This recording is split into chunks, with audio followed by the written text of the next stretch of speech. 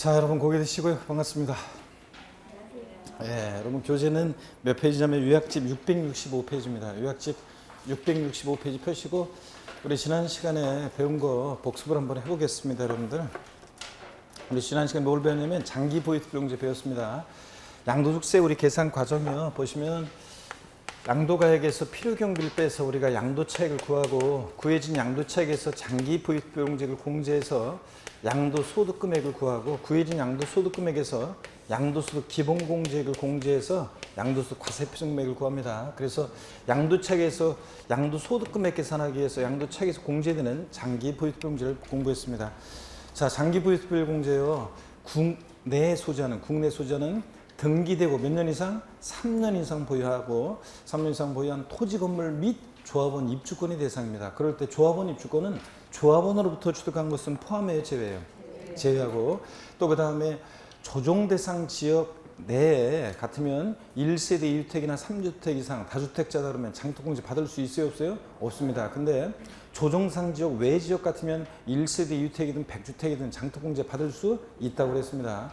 자, 이 토지 중에서 비사업용 토지는 장터공제 대상이 됩니까, 안 됩니까? 됩니다. 비사업용 토지도 예전에 안 된 적도 있었지만 비사업용 토지 장터공제 대상이 됩니다. 조정 대상 지역 내 다만 1세대 2주택과 3주택은 장터공제를 배제하는데 장기보유투병제를 다만 근데 주의할 것은 한시 규정이 우리 작년 12월 16일 날 부동산 안정화 대책이 나오면서 자, 조정 대상 지역 내에서 10년 보유한 그 주택의 경우에는요, 올해 그 2020년 6월 30일까지 양도하는 경우에는 장터공제 받을 수 있고 또 양도세 중과세율 10% 20% 중과세율 대상에서 어떻게 한다? 제외한다고 그랬습니다. 그것도 다만 그래서 올해 시험에 나와서 만약에 조정 대상 지역 내 다주택에 대해서 장터공제 배제한다. 이걸 묻고 싶으면은 출제자가 분명히 양도일을 2020년 7월 1일 이후에 양도한 것으로 단서를 이제 달아놓고 문제를 물어볼 것이고요. 어떻게나 한식 정도 한번 알아두시고 그 다음에 장터공제 다시요. 그래서 국내 소지하는 자산인지 국외 자산 안 돼요. 반드시 또 등기가 돼야지 미등기한 다음에 배제됩니다. 또 몇 년 이상 보여야 돼? 3년 이상. 여러분 지문에 장기 보유특별 공제가 딱 보이면 항상 반사적으로 뭘 떠올려야 되냐면 3년 보유를 항상 염두에 두고 문제 풀으시라고 그랬습니다. 3년 이상 보여야지 3년 미만 보유하면 배제되고 또 토지 건물 조합원 입주권 이외 재산은 장터공제 대상이 아닙니다. 자, 그리고 금방 조정상 내 다주택 배제된다고 그랬습니다. 그 다음에 장터공제 공제율은요. 자, 양도 차익에다가 보유기한별 공제율 곱해서 계산합니다. 차상이니까 양도 차익에다가 공제율 곱하는 게 장기보유통제죠. 양도 차익이 1억이면 장기보유통제는 이 양도 차익에다가 장터공제 공제율을 곱한 금액이 됩니다. 자, 그래서 시험에서는 장특공제는 장기보유통제액은 양도 차익의 공제를 곱한 금액인데 시험에서 양도 소득 금액의 공제를 곱한 금액으로 한다. 양도 가액의 공제를 곱한 금액으로 한다. 취득가액의 공제를 곱한 금액으로 한다. 막 바꿔요. 아니고 차상이니까 장기보유통제는 양도 차익에다가 공제를 곱한 금액입니다. 이때 이 장특공제 공제율은요. 일반적인 토지 건물 같으면 보유연수에 몇 프로씩 곱합니까? 2%씩. 그래서 3년 이상 4년 미만이면 양도 차익 2, 3은 6. 그 다음에 이런 식으로 해서 뭐 12년 이상 13년 미만이다 24%, 15년 이상일 때 몇 프로? 30%까지 공제를 받을 수 있습니다. 그래서 6%부터 몇 프로까지? 30%까지 장터공제 공제를 적용하고 그 다음에 장기보유통제요. 양도세가 과세되는 1세대 1주택의 경우에는 장기보유통제를 왕창 줍니다. 보유연수의 몇 프로씩이요? 8%씩. 그래서 3년 이상 4년 미만이면 83, 24. 자, 이런 식으로 해서 10년 이상이다 그러면 몇 프로까지? 80%까지. 얘는 뭐 10년 이상이다 그러면 12년이든 15년이든 10년 이상이면 무조건 몇 프로입니까? 80%까지 장터공제를 받을 수 있습니다. 근데 2020년부터 새로 시행된 것이 1세대 1주택으로서 장터공제를 24에서 80%까지 확대 적용을 받으려면 자, 보유기간 중에 몇 년 거주해야 한다? 1세대 1주택은 2년을 거주해야지만 2년 이상 거주해야지만 자, 확대 적용을 받습니다. 만약에 2년 거주를 못했다 그러면 그냥 쭉에서 30%까지만 공제받을 수 있습니다. 이런 것도 여러분들 주의하시고 그 다음에 장기보유통제 양도하는 자산별로 각각 공제합니다. 자, 그리고 우리가 이제 양도소득금액 계산했어요. 기본공제요. 양도소득 과세표준금액 계산하기 위해서 양도소득금에서 공제되는 이 기본공제는 얘는 뭐만 아니면 싹 다 깔아준다고 그랬습니까? 미등기 양도만 아니면 자산의 종류, 보유경 관계없습니다. 또 국외자산도 기본공제는 받을 수 있고 또 조정상정 내 다주택자도 등기됐다 장특공제 받을 수 양도 기본공제를 받을 수 있습니다. 그래서 조정상정 내 다주택도 장기보유등재가 배제되는 거지 기본공제는 공제받을 수 있습니다. 뭐만 아니면 미등기 양도만 아니면 하여튼 좌우지간 싹 다 깔아준다는 걸 항상 여러분 기억하시고요. 자, 이렇게 해서 이제 기본공제인데 다만 기본공제는 소득별로 각각 1년에 250만 원 공제하는데 어떤 소득과 어떤 소득을 구별하냐. 이때 말하는 소득은 여기 양도소득금액에서 공제되는 게 기본공제니까 양도소득금액별로 각각 공제합니다. 토지, 건물, 부동산에 관한 권리, 기타 자산 얘네들 양도소득 금액에서 1년에 250, 주식에서 얼마? 250, 파생상품에서 얼마? 250만 원 각각 이렇게 공제합니다. 자, 그랬을 때 양도소득금액 범위 내에서 공제해주고요. 또 그 다음에 국내 대상과 국외 대상을 구별해서 공제해주고요. 감면받은 소득금액 외 소득금액, 감면받은 소득금액 있을 때는 감면받은 소득금액 외 소득금액에서 양도한 순서대로 공제를 합니다, 여러분들. 그래서 그 예를 어떻게 공제하는지 그 예를 제가 들어드렸었고요. 또 거주자가 양도를 할 때 국내와 국외 자산을 다 양도한다. 부동산도 주식도 파생상품도 국외에서 부동산, 주식, 파생상품 다 양도한다. 그랬을 때 최대 기본공제는 얼마를 공제받을 수 있다? 에? 최대 얼마까지 받을 수 있어요? 1250만 원까지 받을 수 있다고 그랬잖아요. 파생상품은 국내와 국외 소득을 합산해서 얼마? 250만 원 공제받을 수 있다고 그랬습니다. 그렇죠, 여러분들? 이런 것도 그랬었고. 자, 그 다음에 기본공제는 하여튼 소득별로 합니다. 자, 그래서 과세표준 구했어요. 그러니까 곱하기 세율해 가지고 우리가 산출세 구합니다. 그럴 때, 자, 산출세를 구할 때 이 세율이요. 양도세 세율은 세율 구조가 비례세율, 누진세율 다 적용됩니다. 비누, 비누. 그래서 비례세율, 누진세율 다 적용되는데 그럴 때 동일한 자산이 2개 이상의 세율에 해당해요. 그럼 각각 해당되는 세율을 적용해서 산출세액을 구한 다음에 그 산출세액 중 어떤 거요? 큰 것을 그 세액으로 한다고 그랬습니다. 그렇죠? 이런 것도 했었고. 그 다음에 양도소득세는 세율이 대상 종류에 따라 달라지고요. 또 등기여부에 따라 달라지고 대상 종류에 따라 달라지고 등기여부에 따라 달라지고 또 보유기간에 따라 달라지고 과세표준금의 크기 등에 따라서 세율이 어떻게 한다? 달라집니다. 그럴 때 토지, 건물, 부동산에 관한 권리 전화번호 하나 알려드렸어요. 어떤 거요? 754-6312 754-6312 그래서 754-6312니까 754-6412 줄여서 642 754-6412니까 자, 토지, 건물, 그 다음에 부동산에 관한 권리다. 그러면 자, 여기서 이제 물론 주택 제외하고 조합원 입주권 제외합니다. 주택과 조합원 입주권은 따로 세율이 정되고요. 자, 그럴 때 754-6412니까 미등기 70, 1년 등기됐는데 1년 미만이다 50, 1년 이상 2년 미만이면 40%, 2년 이상 보였을 때 6에서 42%입니다. 다만 이 비사업용 토지는 여기 기본세율 6에서 42% 여기다가 몇 프로요? 10%를 할증합니다. 10% 할증해요. 자, 그래서 16%부터 52%까지. 근데 다만 이거 좀 깊은 내용이지만 이 비삼농 토지가요 지정지역이요. 조동상지역이 아니라 구별되는데 지정지역, 즉 투기지역인데 소득세법상 지정지역 내 같으면 이 비삼농 토지는 여기다가 몇 프로요? 10%를 또 할증해요. 그래서 실질적으로는 26%부터 62%까지 이렇게 적용된다는 것. 지정지역 내, 즉 투기지역 내 비삼농 토지를 양도했을 때는 이렇게 여기다가 더 10%가 추가됩니다. 할증한 세율이 좀 되고.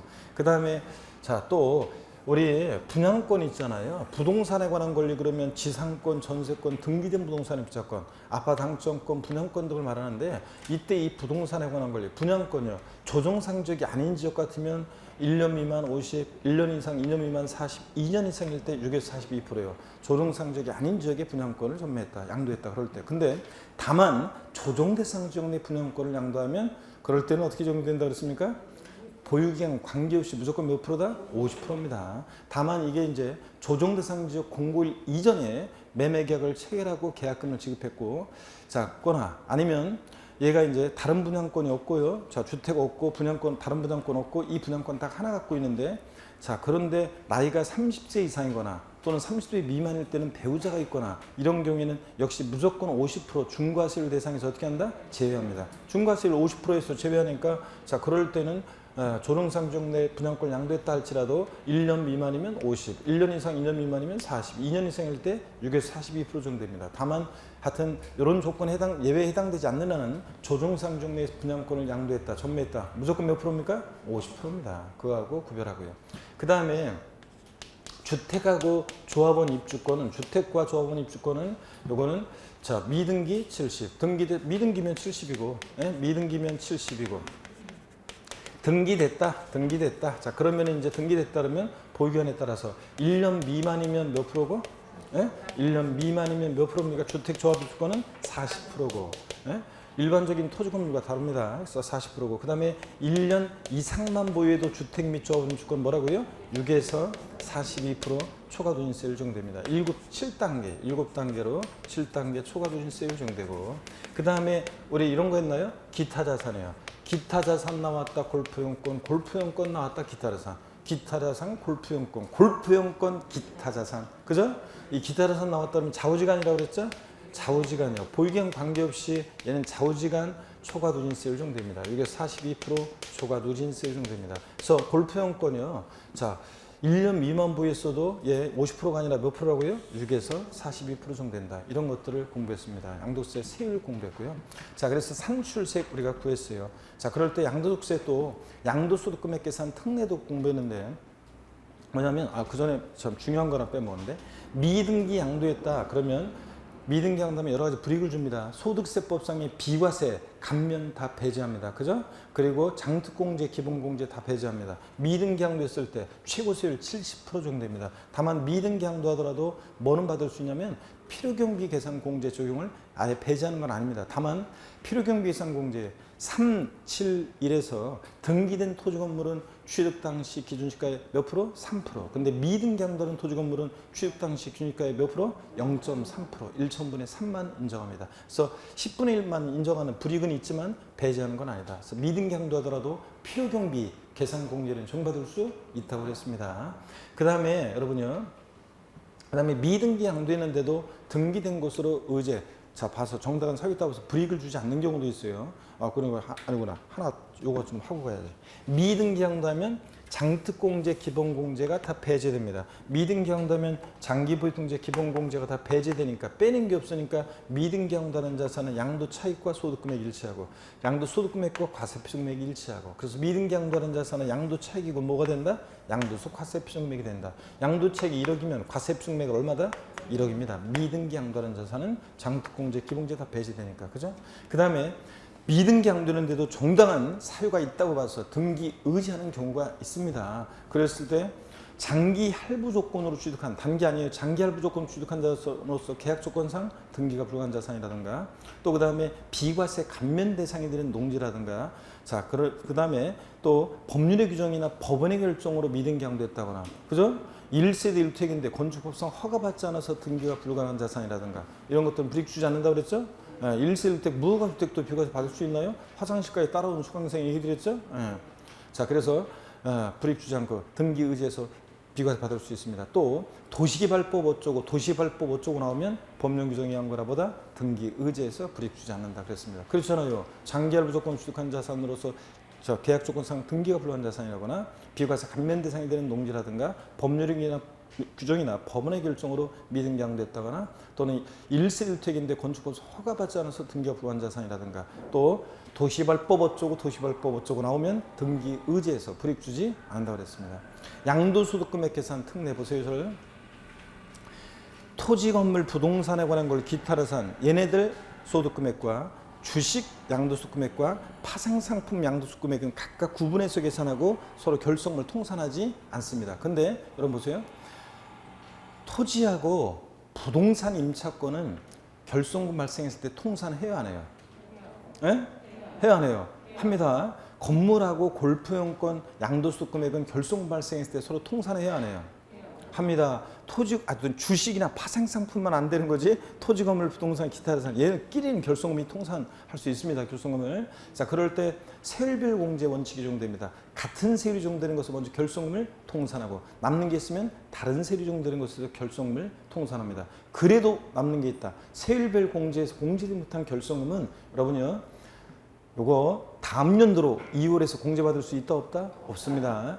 여러분의 양도소득에서 발생하는 이 결손물 여러분의 종합소득금액이나 퇴직소득금액에서 통산할 수 있다 없다? 없다고 그랬습니다. 이런 것들도 우리가 배웠고요. 자, 그 다음에 여러분 배우자 직계존비속간 이월과세 특례 있잖아요. 배우자 직계존비속간 이월과세 특례가 나오면 보세요. 이렇게 해놓고 문제를 좀 푸셔야 되는데 보세요. 배우자 또는 직계존비속간에 이 증여받은 재산에 대한 이월과세 특례입니다. 이월과세 특례.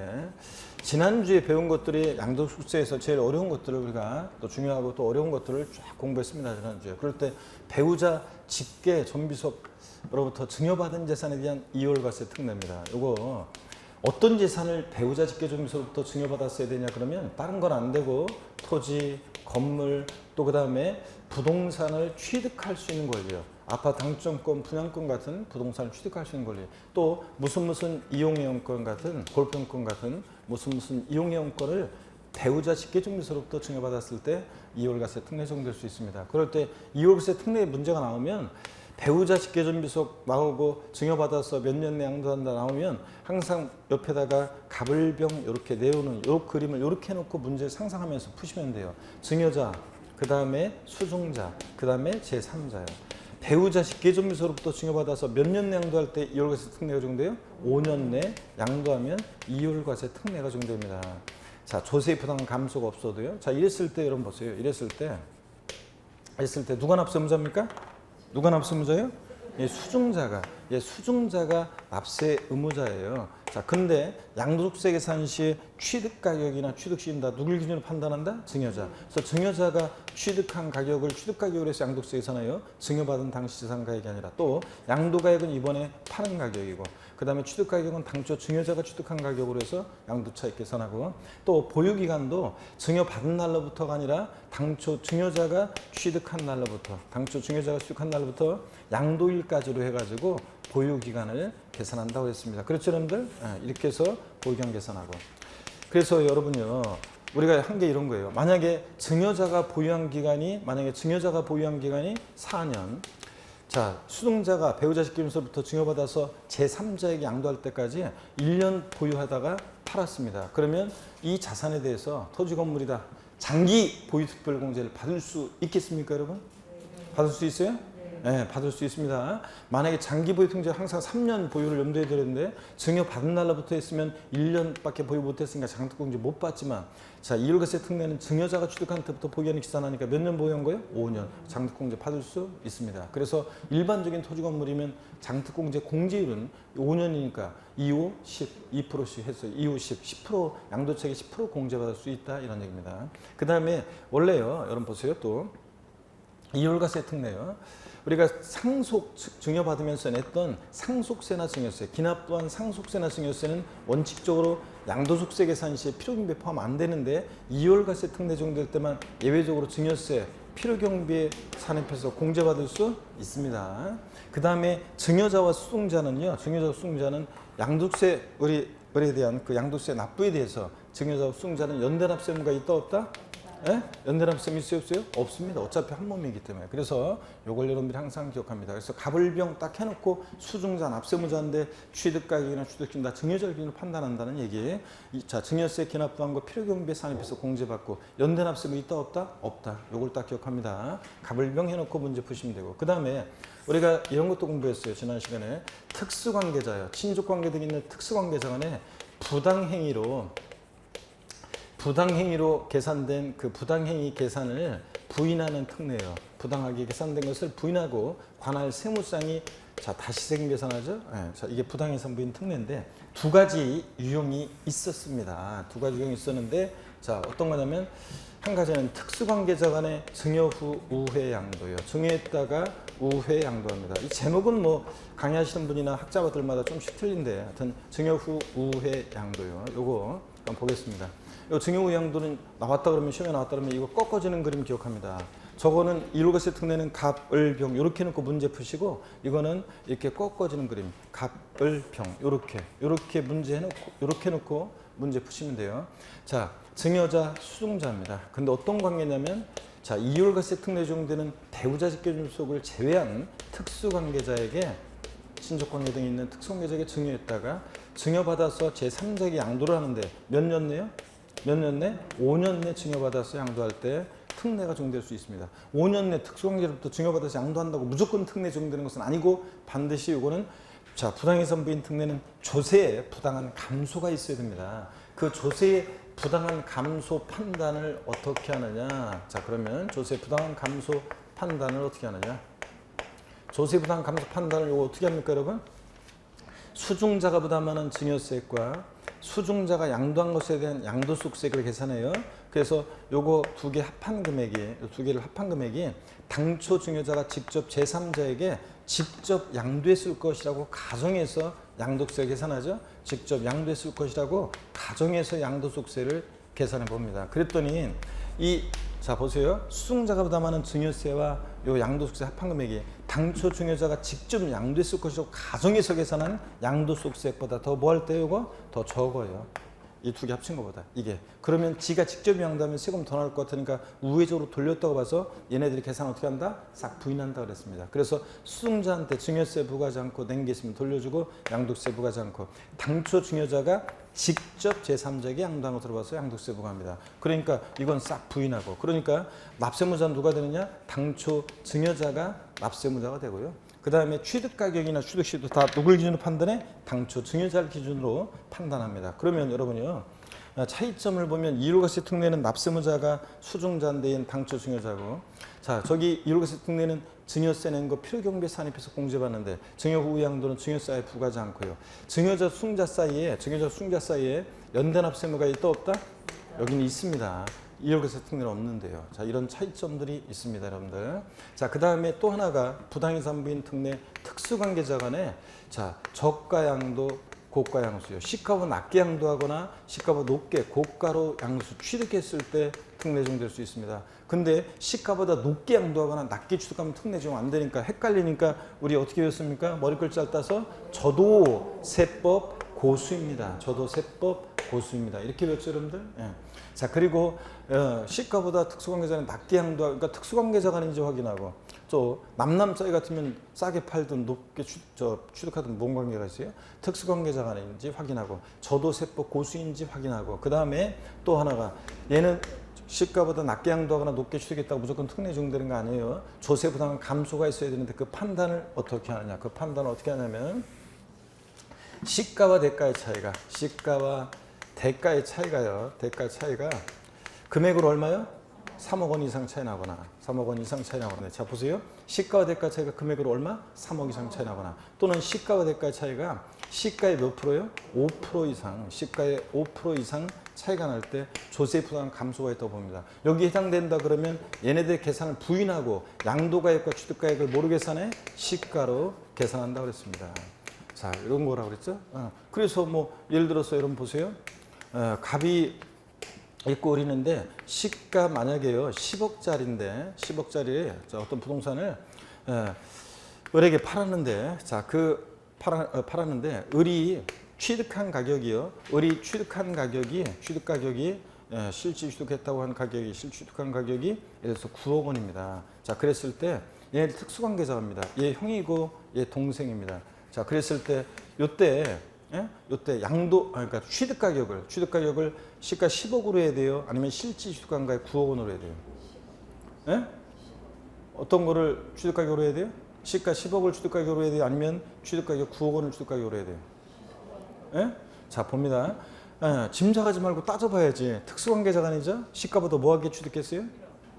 낮게 취득했잖아요. 시가보다 높게 고가양수, 고가로 취득해야지 시가보다 높게 취득해야지 낮게 취득했으니까 특례 적용 안 돼요. 특례 적용 안 되니까 어떤 걸 취득한 가격으로 합니까? 취득가격 9억 원을 취득가격으로 합니다. 특례가 적용될 때 얘네들 계산을 부인하고 시가로 하는 거지. 자, 취득가격은 9억 원입니다. 특례 적용 안 되니까 시가보다 낮게 취득했잖아요. 그러니까 특례 적용 안 됩니다. 근데 이번에 한번 이렇게 해볼게요. 시가 10억짜리인데 을이 취득한 가격이 실질 취득한 가격이 11억 원입니다. 그러면 특수관계자가 아니고 시가보다 높게 취득했죠. 자 그러면 이제 따져봅니다. 그렇다고 무조건 특례 정도는 아니고 조세 부담 감수가 있는지 판단해봐야지. 시가 대가 제가 금액으로 3억 차이 나요? 아닙니다. 1억밖에 차이 안 나요 지금. 그러면 시가의 몇 프로 또 5% 이상 차이 나니 따져봐요. 시가의 10억에 5%면 얼마입니까? 5천만 원 이상 차이가 나죠 지금. 1억이니까. 그러면 얘네들이 조세에 부당한 감소가 있다고 봐서 얘네들의 계산을 부인하고 무엇을 취득가격 다시 계산해? 시가를 취득가격 다시 계산합니다. 그래서 이때는 취득가격이 얼마가 된다? 시가 10억 원을 취득가격으로 하는 겁니다. 이해되십니까 여러분? 이런 게 저가양도 고가양수 자 이겁니다. 자 이렇게 해서 이런 것들을 우리가 지난 시간에 배웠고요. 자 오늘 여러분들이요 또 저를 봅니다. 오늘 복습 시간이 긴데 중요한 부분이었기 때문에 복습 시간이 긴데 잘 보세요 여러분. 양도속세는 예정신고납부, 확정신고납부가 있습니다. 양도 차익이었거나 양도 차손인 때도 예정신고는 하여야 합니다. 하지 아니한다, 할 필요 없다, 생략할 수 있다 다 틀려요. 양도소득 과세표준 금액이었거나 결손금이 있는 때도 확정신고 하여야 한다고 그랬습니다. 그렇죠? 자, 또 그 다음에 양도세 예정신고기한은 양도일이 속하는 달의 말일부터 몇 개월? 2개월 내. 양도일이 속하는 달의 말일로부터 2개월이지 분기의 말일로부터 2개월 아니에요. 또 양도일로부터 2개월 아니에요. 양도일이 속하는 달의 말일로부터 2개월입니다. 정확히 여러분들 아셔야 되고. 그 다음에 토지거래 허가 구역내 거래인데 허가일 전에 대금이 청산됐다. 그러면 허가 전에 대금이 청산되면 언제부터? 허가일이 속하는 달의 말일로부터 2개월입니다. 어떤 게 나중인지 보시면 돼요. 허가일이 속하는 달의 말일로부터 2개월이고 그 다음에 또 자 허가구역에 해제가 있었다. 허가 전에 해제가 있었다. 해제일이 속하는 달의 말일로부터 2개월이네고. 예? 자 그래서 하면 이런 거요. 또 주식 출자 지분은 양도일이 속하는 분기 말일로부터 2개월이네. 그죠? 아닙니다. 양도일이 속하는 반기, 상반기, 하반기, 반기 말일로부터 2개월이 냅니다. 자, 그 다음에 또 부담부 증여의 경우 양도세 예정신고기한은요. 이거 특이하다고 그랬잖아요. 양도일이 속하는 달의 말일로부터 3개월 내 예정신고 납부해야 되고 그 다음에 또 여러분요. 예정신고 안 하면 무조건 가산세입니다. 자, 했다고 해도 세액공제 혜택 같은 거 없고요. 당연히 해야 할 일을 했을 뿐이니까 안 하면 가산세입니다. 가산세는 뭐 신고불성실 가산세 40, 20, 10% 하루 신고기한 하루만 딱 지나도 신고불성실 가산세는 40, 20, 10%고 하루하루 지날 때마다 납부지연 가산세 작년에는 납부불성실 가산세였는데 올해부터는 납부지연 가산세 일일 얼마? 0.02%로 가산됩니다. 그 다음에 확정신고기한은 양도일이 속하는 그 과세기간에 언제요? 다음 연도 5월 1일부터 5월 31일까지를 확정신고기한으로 합니다. 그래서 여러분들 그럴 때 이 확정신고요. 예정신고 한자는 확정신고 생략할 수 있습니까? 예정신고 한자는 확정신고하지 아니할 수 있습니다. 다만 누진세 유정 대상 자산 같은 것을 여러 번 양도했을 때 2회 이상 양도해서 마지막에 합산해서 자 예정신고를 했어야 되는데 그러지 않았을 때는 반드시 그 다음 연도에 자 어떻게 한다? 확정신고를 하여야 합니다란다. 그런 경우도 있고요. 자 그 다음에 양도속세 우리 예정신고를 불성실했습니다. 다음 연도에 확정신고를 이행하게 되면 예정신고 불성실에 대한 가산세는 적용하지 아니한다. X입니다. 예정신고 남남이라고 해서 예정신고 확정신고는 예정신고 안 하면 무조건 가산세예요. 다음 연도에 확정신고를 이행하더라도 다만 예정신고를 불성실했는데 다음 연도에 확정신고를 하게 되면 예정신고 불성실에 대한 무신고 과소신고 가산세 몇 프로요? 50% 감면받을 수 있다고 했습니다. 또 건물을 우리가 신축 또는 증축한 후 5년 이내 해당 건물을 양도하는 경우입니다. 건물을 신축 또는 증축한 이후 5년 내 해당 건물을 양도하는데 그럴 때 취득가격을 기침할 때는 마스크 쓰고 하고 자, 취득가격을 갑자기 자 취득가격을 만약에 감정가액이나 환산 취득가격으로 한다. 자 그러면은 페널티를 줍니다. 악용의 소지가 있으니까 그 해당 건물 감정가액 또는 환산 취득가액 몇 프로요? 5%를 그 가산한 금액을 결정세액에 더한다. 즉 그 말은 5% 가산세가 적용됩니다. 산출세액이 없을 때도 이 규정은 적용됩니다, 여러분들. 아유 복습 시간이 길었습니다. 이런 것들을 우리가 지난 시간에 배웠는데 한 가지만 더 마지막 한 가지만 더 복습 한번 하고요. 오늘 복습 되게 긴데 어쩔 수 없어요. 자, 절 보세요, 여러분들. 양도소득세는 물납은 돼야 안 돼요? 안 됩니다. 근데 분할납부는 되는데 그럴 때 분할납부 재산세는 납부할 때 얼마 초과할 때? 250만 원 초과. 종부세 얼마? 250만 원 초과. 양도세는 얼마? 1,000만 원 초과할 때 할 수 있다는 거. 분납기한, 재산세는 납부기한 지나서 언제까지? 2개월 내. 종부세는 얼마? 6개월 내. 자, 양도세는 납부기한 지나서 몇 개월 내? 2개월 내 분할납부입니다. 2개월, 6개월, 2개월.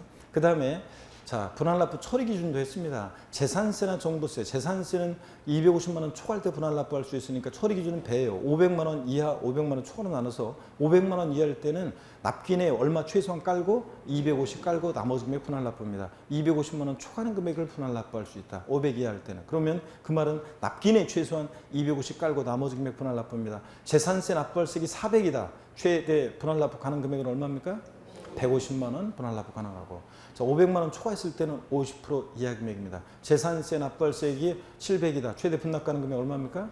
네? 350만 원 절반까지. 그 다음에 종부세도 똑같아요. 250만 원 초과할 때 할 수 있으니까 500 이하 500 초과로 나눠서 500 이하일 때 해당 세액에서 250만 원을 차감한 뺀 금액이라고 했으니까 납기는 최소 얼마? 250 깔고 나머지 금액 똑같아요. 종부세도 납부할세액이 400이다. 최대 분납 가능 금액 얼마입니까? 네? 150만 원 최대 분납 가능합니다. 250 깔고 나머지 항상 재산세 종부세는 납기는 250 깔고 나머지 금액 항상 기억합니다.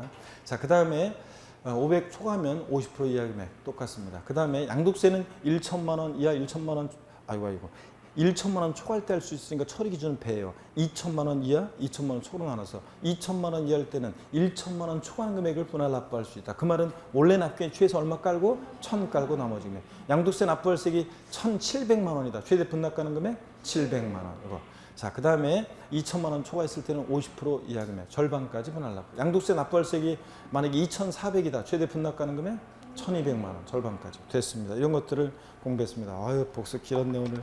자, 여러분 복습이 길었는데 고개 드시고요. 예. 스트레칭 한번 하고 요약집 665페이지 볼 겁니다. 스트레칭 한번 합니다. 목 운동부터 합니다, 여러분들. 목 운동부터. 아이고. 자, 반대로도 돌리시고 허리도 좌로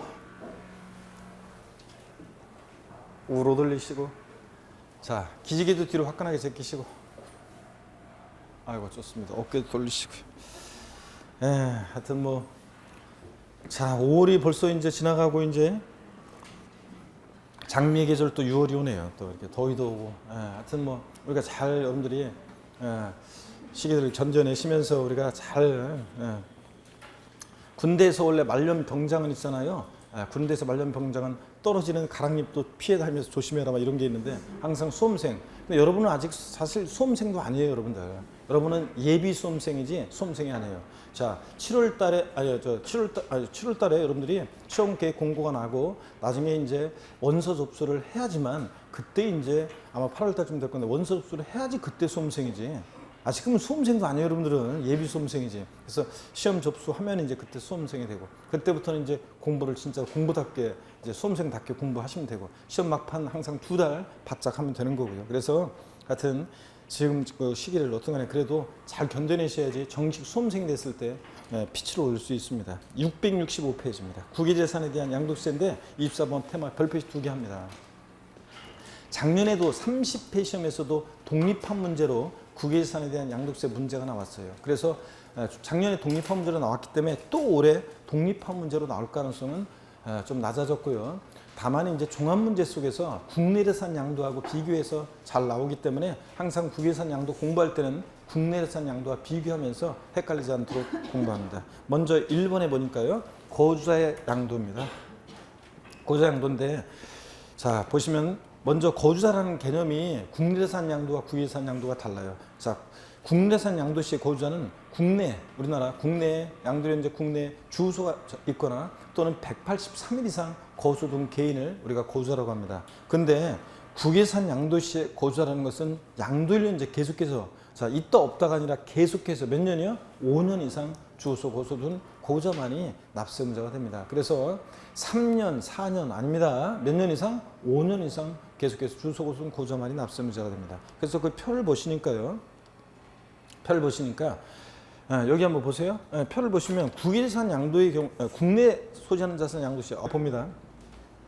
국내 소지 자산을 양도했을 때는 보세요. 국내 자산을 양도했을 때는 거주자든 비거주자든 다 과세합니다. 마돈나가 예를 들어서 서울특별시 서초구에 있는 부동산을 팔았습니다.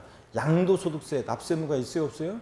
있습니다. 세금은 내고 가야지 여러분들. 서초구에 있는 부동산 팔았는데. 그래서 비고자든 고자든 국내 소유자산 양도하면 다 과세합니다. 근데 국외 소지하는 자산을 양도했어요. 자, 그랬을 때 비고자는 당연히 납세무가 없습니다. 마돈나가 미국 캘리포니아주에 있는 부동산 팔았을 때 우리가 뭔 관계가 있어요, 여러분들? 비고자는 당연히 과세에서 제외하고. 거주자야 되는데 5년 이상 주소곳 쓴 고자만이 납세무가 있는 거지 5년 미만 주소곳 쓴 고자는 자 납세무 없습니다. 그래서 항상 이거 잘 확인하시고요. 납세무자는 상식처럼 꼭 반드시 알고 있어야 됩니다. 그 다음에 668페이지 이 과세 대상을 보겠습니다. 과세 대상을 보니까요.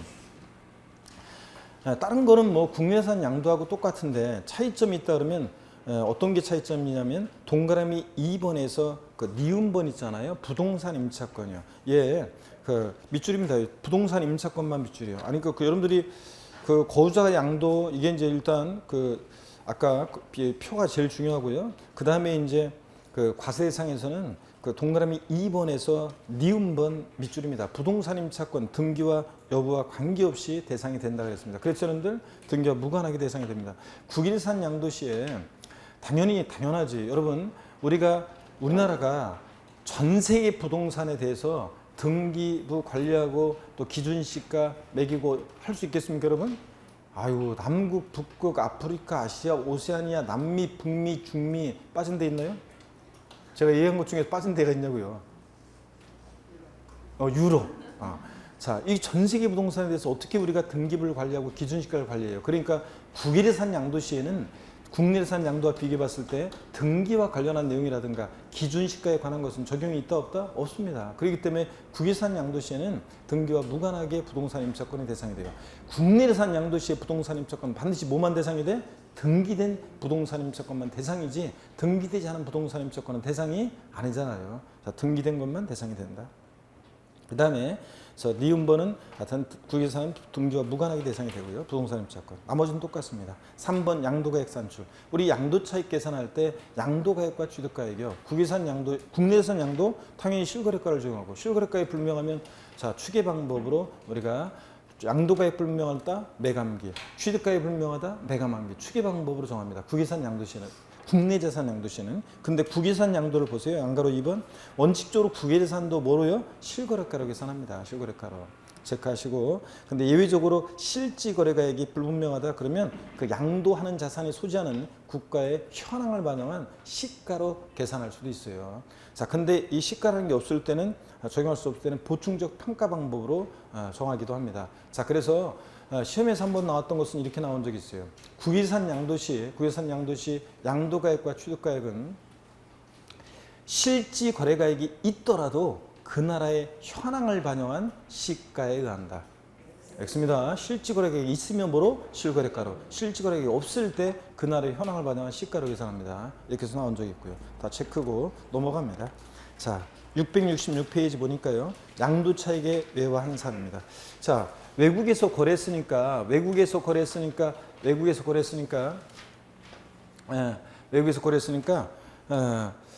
달러나 엔화로 거래했어요.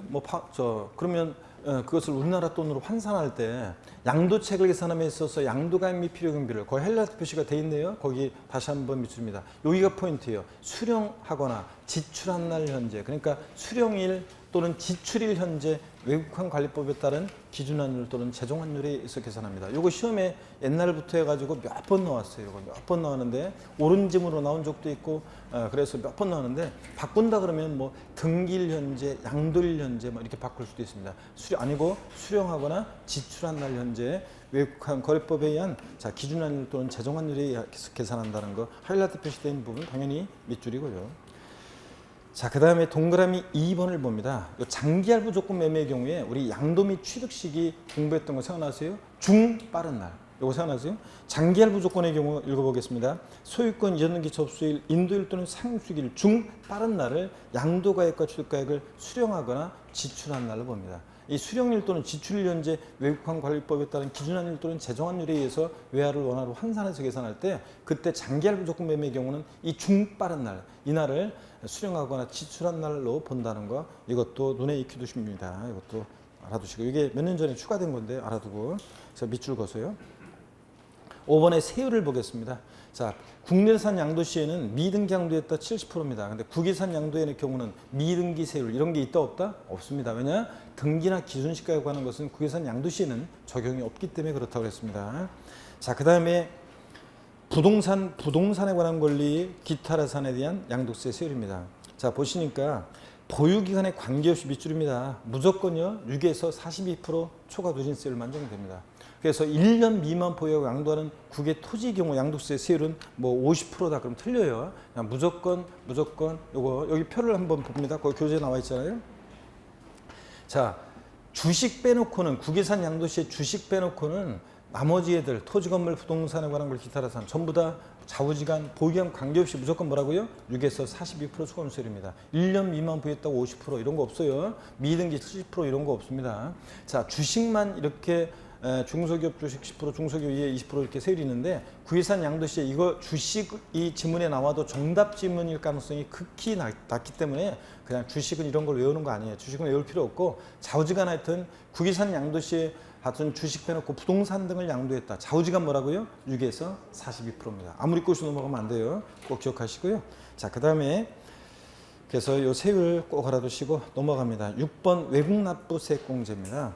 외국에서 세금을 낸 게 있어요? 그럼 또 우리나라에서 국외산 양도에 대해서 양도세를 부과할 때 또 우리나라에서 과세하면 안 되잖아요. 자, 그러니까 이중과세를 피하기 위해서 외국에 세금 낸 것은 세액을 공제해 줍니다. 자, 그럴 때 한번 보겠습니다. 해당 외국에서 과세하는 경우에 그 양도소득에 대해서 외국의 법령에 따라 외국에서 국외자산 양도소득세액을 납부했거나 납부할 것이 있을 때는 여기 밑줄입니다. 다음의 방법 중 하나를 선택해서 적용할 수 있다고 그랬습니다. 자, 그래서 가필 양도가에서 공제되는 필요경비에 산입해서 공제하는 방법과 그 다음에 산출세액에서 세액 공제하는 방법 두 가지 중에서 선택해서 우리가 외국납부세 공제받을 수 있습니다. 근데 예전에는 산출세액에서 세액 공제하는 방법만 이거 없어버렸네. 산출세액에서 세액 공제하는 방법만 있었습니다. 그런데 이게 이제 세액 공제하는 방법 외국에서 세액을 공제할 때 세금 난 거요. 예전에는 산출세액에서 세액 공제하는 방법만 있었는데 지금은 필요경비에 산입하는 방법을 이렇게 선택해서 할 수 있다 그랬는데 이걸 시험에서 바꾼다면 뻔해요. 외국납부세 공제는 산출세액에서 세액 공제하는 방법으로만 공제받을 수 있다. O, X요. X입니다. 필요경비에 산입하는 방법하고 선택할 수 있습니다. 자, 이렇게 해서 체크하시고 그 다음에 7번 봅니다. 규정 적용. 이게 무슨 얘기냐면 제목이 조금 그런데 국내 자산과 국외자산의 차이점이요. 하여튼 이 규정을 어떻게 적용하는지 적용되는 것과 적용되지 않는 것이 있는데 한번 보겠습니다. 거기 다 체크입니다. 1번 분할납부는 허용되는데 밑줄입니다. 다 물납은 허용되지 않습니다. 그래서 분할납부는 되는데 물납은 된다 안 된다? 안 된다는 거. 당연하지. 국내 자산도 물납이 안 되는데 국외자산의 경우 물납을 허용하면 되겠습니까? 아프리카 탄자니아 공화국 정글에 있는 부동산을 물납한다. 잠비아 공화국 채권으로 물납한다. 골치 아프잖아요. 그러니까 물납은 들어갑니다. 근데 분할납부는 됩니다. 또 장기 보유 통제 적용하지 않는다는 거 밑줄입니다. 우리나라가 다른 나라의 국가 경제까지 신경 써서 장기 보유 안 해준다고 그랬죠? 그래서 유도 안 해줍니다. 그래서 국외산 양도의 경우는 아무리 꼬시 넘어가면 안 돼요. 작년에도 30회 때도 정답 지문이 이거였는데 3년 이상 보유한 토지에 한해서는 장기 보유 통제를 적용받을 수 있다. X입니다. 국외산 양도의 경우 3년 이상 보유했던 뭐했던 장독공제 해준다 안 해준다? 안 해줍니다. 근데 기본공제는 깔아줍니다. 기본공제는 깔아줘요. 자, 밑줄입니다. 다. 자, 그래서 여러분 물납은 안 되는데 분할납부는 됩니다. 장특공제는 안 되는데 뭐는 돼요? 기본공제는 됩니다. 자, 그리고 667페이지에 보니까요. 667페이지에 보니까 국외산 양도 시 국내자산 양도의 준용 규정 그래가지고요. 준용하는 것과 준용하지 않는 게 나와 있습니다. 그런데 요걸 여러분들이요. 요거를 여러분들 봅니다. 다 이걸 어떻게 우리가 외워요 이걸. 자, 그래서 준용하지 않는 것에서 보니까 1번이요. 등기와 관련한 것은 하여튼 적용이 없습니다. 그래서 등기와 관련한 거 적용이 없고 1번 밑줄이고 그 다음에 6번 기준시가 산정 이런 거예요. 자, 우리나라가 하여튼 등기나 기준시가에 관한 거 이거 전 세계 부동산에 대해서 어떻게 등기부를 관리하고 기준시가를 매겨요. 그러니까 아프리카, 아시아, 오세아니아, 남미, 북미, 중미, 유로. 그래서 매길 수 없으니까 등기나 기준시가라는 것은 적용이 없다. 이렇게 여러분이 해놓으시고요. 그 정도만 하시면 되고 밑줄 기준가 산정이나 등 1번과 6번만 밑줄이고요. 그 다음에 국내산 양도와 국외산 양도 그 비교 표를 좀 보겠습니다. 여러분 여기 보세요. 요거는 저희 화면을 봅니다, 여러분들. 화면을 보시면은 자 여기 한번 화면을 봅니다. 요 표를 한번 보겠습니다. 여기 보세요, 여러분들. 국내산 양도와 국외산 양도 비교를 보시면 거주자 개념이 다르다고 그랬어요. 거주자가 국내산 양도 시에는 국내 주소가 있거나 183일 이상 거주자인데 국외산 양도 시에 납세무자인 거주자는 양도인지 계속해서요. 국내에 5년 이상 주소 거주한 거주자가 납세무자가 됩니다. 요거 3년으로 바꿔서 시험에 번나왔습니다. 과세상을 보면 국내산 양도와의 차이점은 하여튼 다른 건 똑같은데 국내산 양도 시의 부동산 임차권은 반드시 등기된 것만 대상인데 국외산은 등기와 무관하게 대상이 됩니다. 부동산 임차권. 그 다음에 양도 가액과 취득 가액은 둘 다 실거래가로 계산하는 게 원칙입니다. 국외산 양도의 경우 원칙 실거래가를 적용하는데 다만 실지 거래가액이 불분명하다 그러면 그날의 현황을 반영한 시가로 계산할 수도 있다. 그 시가라는 게 없으면 보충적 평가 방법으로 계산할 수도 있습니다. 양도가액과 취득가액이요. 아까 했잖아요. 그 다음에 세율은 자 국내산 양도 시에는 뭐 미등기 70% 또 보유한에 따라 차등세를 적용하는데 국외산 양도는 좌우지간 등기 여부나 보유한 관계없이 무조건 6에서 42% 초과세율이다. 아니 주식은 다르지만 주식은 필요 없고 그냥 부동산 등에 대해서 양도세 국외산 양도시 세율은 무조건 6에서 42%가 적용된다 이렇게 알아두시면 돼요. 무조건 6에서 42% 초과도진세율 적용된다. 이거 알아두시면 됩니다. 자, 그 다음에 또 봅니다. 장기 보유 특별공제, 장특공제, 국외산 양도시에는 해준다, 안 해준다? 안 해줍니다. 다른 나라 국가공제 신경 안 써요. 기본공제는 기본적으로 깔아줍니다. 좌우지간. 기본공제는 미등기 양도만이면 싹 다 깔아준다고 우리 배웠었잖아요. 그 다음에 물납, 자 국내산이든 국외산이든 다 안 됩니다. 물납은 분할납부, 자 국외산 양도 됩니다. 국내든 국외든 다 됩니다. 분할납부는 그냥 나눠내기만 하면 되는 거니까. 그 다음에 어이구 그러고 보니까 다 끝나고 시가 나와버렸네. 자 여러분 한번 보세요. 제가 그 정호승 시인의 폭풍이라는 이 시를 처음 읽었을 때 있죠. 이게 보니까 입시 뭐 그런 대학 입시에도 나오는 것 같더라고요. 근데 제가 이 시를 처음 정호승 시인의 폭풍이라는 시를 읽었을 때 있잖아요. 이 시를 읽었을 때 뭔가 등줄기에 그 짜릿한 전기 같은 게 흐르면서 있죠. 그런 걸 느꼈었는데 요즘 말로 하면 뭐 소름이 돋는다 그런 건가요? 그랬는데 여러분 이 정호승 시인의 시를 한번 보세요. 여러분들이 이 시를 읽으니까 어떤 힘들었던 날 용기가 막 생기더라고요. 여러분도 그러길 바랍니다. 자 정호승 폭풍. 폭풍이 지나가기를 기다리는 일은 옳지 않다. 폭풍을 두려워하며 폭풍을 바라보는 일은 더욱 옳지 않다. 스스로 폭풍이 되어 머리를 풀고 하늘을 뒤흔드는 저 나무 한 그루를 보라. 스스로 폭풍이 되어 폭풍 속을 나는 저 한 마리 새를 보라. 은사시 나뭇잎 사이로 폭풍이 휘몰아치는 밤이 깊어갈지라도 폭풍이 지나가기를 기다리는 일은 옳지 않다. 폭풍이 지나간 들녘에 핀 한 송이 꽃이 되기를 기다리는 일은 더욱 옳지 않다. 이 폭풍이라는 게 고난이죠. 고난의 역경에 적극적으로 맞서라 그런 얘기입니다. 그래서 여러분들 하여튼 뭐 공부하시면서 힘겹고 뭐 그런 때 아무래도 공부한다고 했는데 막 양도숙세 그냥 했다고 했는데 그냥 막 아는 것 같기도 하고 모르는 것 같기도 하고 여전히 어려운 느낌만 들고 막 그렇잖아요. 자 다른 과목도 이제 공부들 하다 보면 지금 어려운 느낌만 들고 아직 모의고사 보면 점수도 안 나오고 막 그런데 제가 항상 얘기하는 게 있잖아요. 이거 여러분들 아직 아까 얘기했듯이 여러분들은 지금 정식 수험생도 아니고 예비 수험생이에요. 그리고 벌써 지금 여러분들이 다 지금 5월 달에까지 해가지고 공부를 했더니 양도세가 다 잡혀버리고 뭐 다른 과목도 공부가 다 돼 있고 문제 풀면 척척 맞히고 이러면 저희들은 뭐 먹고 살으라고 여러분들. 앞으로 저희들이 준비한 게 지금 강의할 것들이 많이 있잖아요. 앞으로 마무리 과정까지. 그렇기 때문에 여러분들 실망하지 않고 막판 2달을 위해서 공부하는 거니까 여러분들이 인생 여러분 생활에서도 힘겨운 일이 있더라도 그거 견뎌내시면 폭풍 지나가면요. 또 폭풍에 적극적으로 맞서고요. 지나가다 보면 좋은 일 오고 그렇습니다. 공부도 똑같아요. 안 되는 때도 있지만 또 하다 보면 또 의욕도 생기고 그렇습니다. 그래서 막판 2달을 위해서 하는 거니까 여러분 삶이든 공부든 끝까지 여러분들이 잘 견뎌내시길 당부드리면서요. 자 오늘 이렇게 해서 양도소득세 다 마치고 우리 오늘 어디로 가냐면 여러분요. 조세 총론으로 갑니다. 546페이지입니다. 요약집 546페이지의 조세 총론입니다. 잠시 쉬었다가 조세 총론부터 본격적으로 보겠습니다. 잠깐 쉬겠습니다.